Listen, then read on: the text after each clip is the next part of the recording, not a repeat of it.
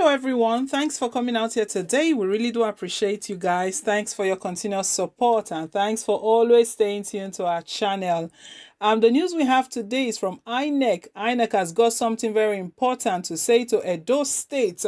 All the political parties in Edo State. We know it's been boiling in APC. We know all everything that's been going on in APC within the last couple of hours, and it's truly unbelievable. But anyways, INEC has got something really important to say to Edo State, all the parties in Edo State. We'll get into the details in a moment.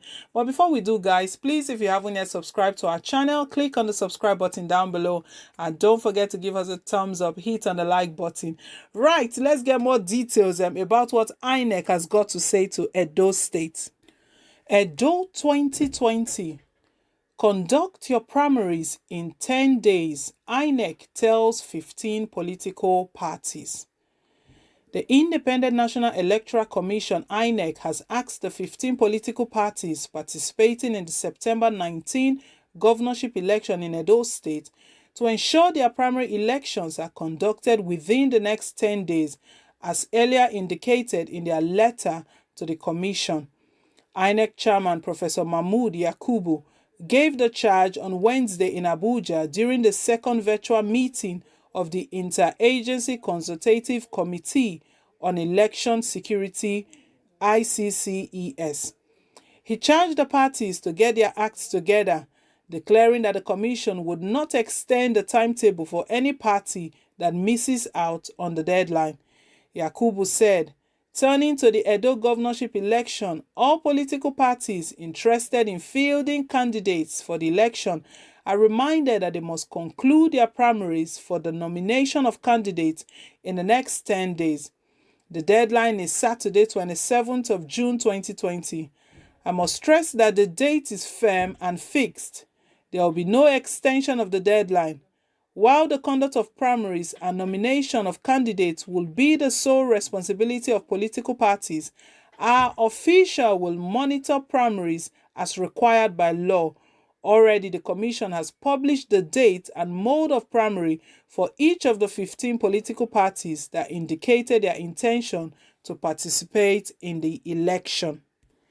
Similarly, there will be no extension of the time for political parties that fail to submit the names and other details of the candidate that emerge from their primaries using the dedicated portal created by the Commission.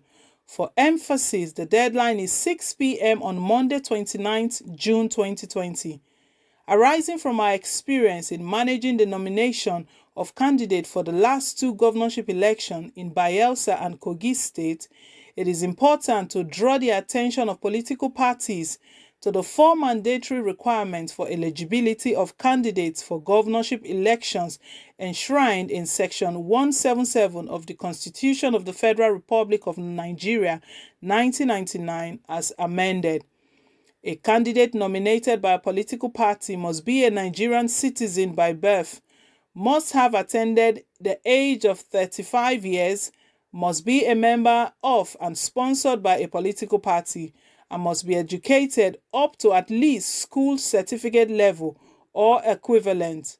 Adherence to these clear constitutional provisions is compulsory in order to avoid the unnecessary litigations that follow the nomination of candidates, some of which are still pending before the courts.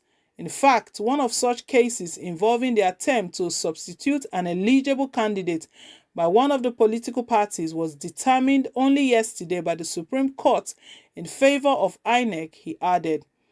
He said as ICCES works towards the Edo and Ondo governorship election, it should equally prepare for 6 senatorial and 5 state assembly by-elections across 9 states of the Federation. As we approach the governorship election, the Commission and the security agencies will play a critical role. We should remain proactive during the party primaries, electioning campaigns, voting, and eventual declaration of results. We must safeguard the process and protect all those involved as voters, INEC officials, observers, the media, and even some of the unarmed security personnel deployed to the polling units. Doing so requires our professionalism and neutrality. In the context of COVID-19 pandemic, we should also ensure compliance with the protective measures contained in the recent published Commission's policy, as well as the advisory by health authorities. In the context of current global health emergency, we have the additional responsibility to ensure the conduct of free, fair, credible, and safe elections, the INEC chairman stated. So, guys, INEC have stated that they are quite aware of the crisis rocking the All Progressive Congress. So, they are passing this as a warning to them because APC, they don't have their house together. So, I don't know how they want to conduct even the primaries. And they've given them 10 days to get their act together and also to let them know they are not changing any of the dates. Wow. We've got some comments down below. We'll just have a look at some of them.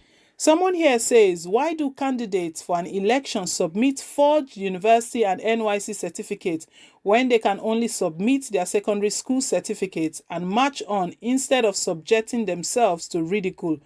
Primary and secondary school certificates qualify you to contest an election. Nobody will raise voice against you. Yes, we can hear that what the INEC said. They said there are 4 criteria. The person has to be above 35 years of age, has to be a nationality of Nigeria, born in Nigeria, and also has to have at least a school certificate. So it's quite even shocking when this certificate forgery came out regarding Obaseki. Even if he forged that one, it then means that he was still qualified with his school cert, because I believe he should have school cert to be able to get into the University of Ibadan. But anyways, that person is just wondering why that is the case, that there's really no point. But yes, but we know that the University of Ibadan actually debunked that rumor or that allegation against Obaseki. They came out to say openly that they have they have the archives. If you want to come and check, they have all of the documentation that they actually attended at the university from 1976 up to 1979. But you know, a lot of people still don't get that fact. Anyways, let's go on. Someone else here says, who is going to conduct the primary in Edo? Is it the suspended chairman or the one that is not at home? Or is it the latest interim man? Yes, these are some of the questions. That is why INEC is for warning them beforehand, because INEC knows that APC, they don't have their house together.